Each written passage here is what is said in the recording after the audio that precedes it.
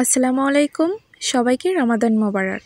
আজকে তৈরি করে দেখাবো ইফতারিতে কলিজা ঠান্ডা করা একটা ডেজার্ট রেসিপি, যেটা খেলে মন প্রাণ জুড়িয়ে যাবে। মজার বিষয় হলো এটা ইফতারিতে ঝটপট তৈরি করে নিতে পারবেন কম সময়ে। তো চলে যাচ্ছি মূল রেসিপিতে। ডেজার্টটি তৈরি করার জন্য আমি এখানে দুধ নিয়েছি 1.5 কাপের মতো।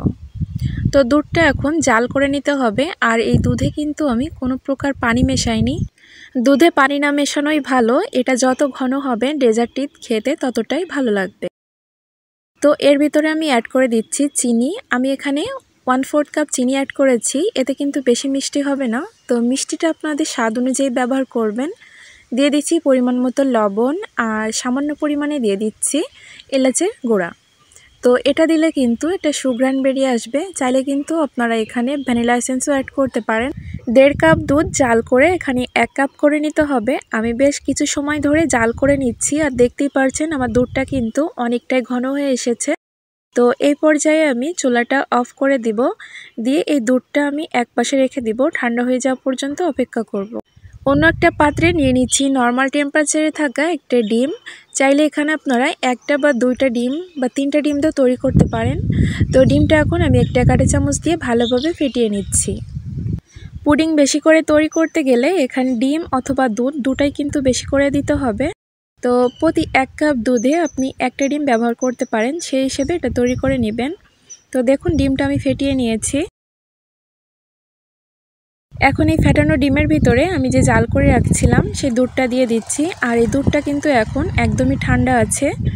তো এখন ভালোভাবে ডিম আর দুধটা ভালোভাবে মিশিয়ে নিচ্ছি।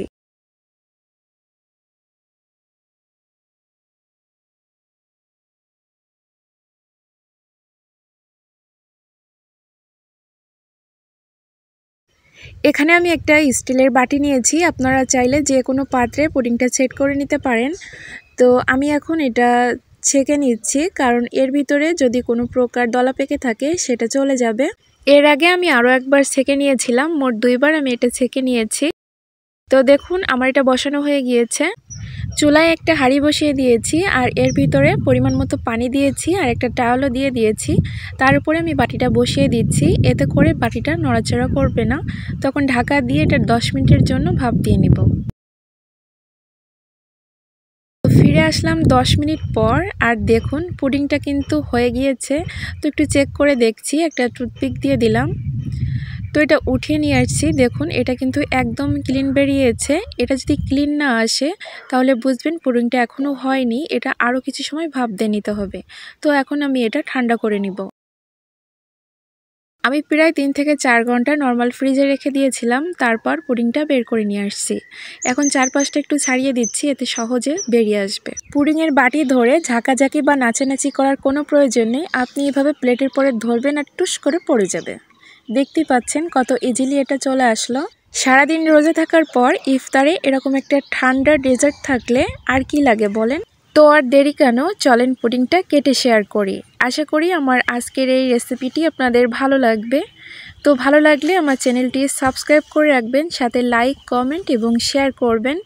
তো সবাই ভালো থাকবেন। আজকে এখানেই বিদায় নিচ্ছি। পরবর্তী রেসিপি দেখার আমন্ত্রণ জানিয়ে আল্লাহ হাফেজ।